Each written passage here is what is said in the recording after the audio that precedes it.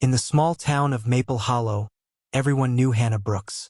At 27, she was the night shift nurse at the town's only community clinic, a steady presence who treated neighbors, comforted the elderly, and never complained about long hours.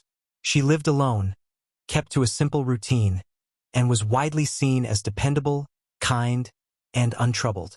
So when Hannah failed to show up for work one October morning, the absence sent a shock through the entire town. Her car sat in her driveway. Her house was tidy. There were no signs of a break-in. Her phone, purse, and wallet were gone. By the end of the day, search teams were deployed, and fear settled over Maple Hollow. A good woman doesn't just vanish. Early theories pointed to violence. Hannah worked late. She lived alone. The idea of an attack or abduction spread quickly, and the town's sense of safety cracked almost overnight. Parents locked doors earlier. Rumors swirled. Every unfamiliar car became suspicious, but investigators struggled to find evidence to support a crime. No witnesses came forward. Surveillance footage showed nothing unusual. Her bank accounts remained untouched. There were no ransom demands. No physical signs of a struggle. What investigators did find was silence, carefully maintained silence. As the days passed, attention slowly shifted from what might have happened to Hannah to what Hannah might have been hiding. A deeper look into Hannah's digital life revealed late-night calls to unfamiliar numbers and the use of encrypted messaging apps. Her laptop contained deleted files that required specialists to recover. She had taken steps to avoid being traced. A breakthrough came with the discovery of a storage unit rented under her name in a neighboring town. Inside were burner phones, clothes no one had ever seen her wear, medical documents with annotated notes, and a birth certificate listing a different surname for her father. Interviews with family and co-workers added more cracks to the image of the woman everyone thought they knew. Hannah had grown distant. She spoke vaguely about starting over. She asked quiet, unsettling questions about medical record sharing and legal protections. She wasn't planning a getaway on impulse.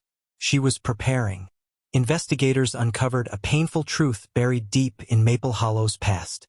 As a teenager, Hannah had accused a respected member of the community of abuse. The case never moved forward. There wasn't enough evidence, and the accused held influence.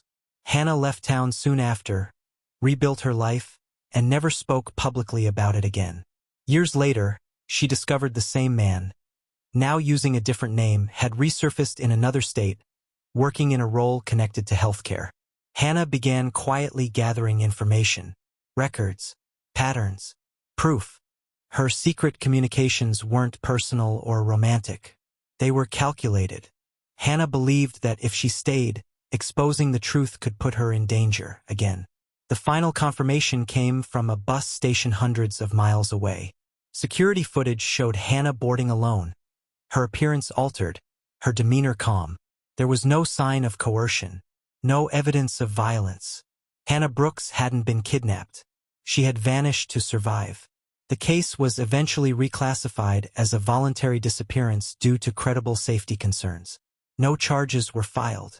No public reckoning followed. Maple Hollow was left with an uncomfortable truth. They had admired Hannah's compassion without ever seeing her fear, praised her strength without noticing the weight she carried. A plaque still hangs in the clinic hallway bearing her name. And the town learned, too late, that sometimes the deepest crimes aren't the ones that make headlines, but the ones people choose not to believe.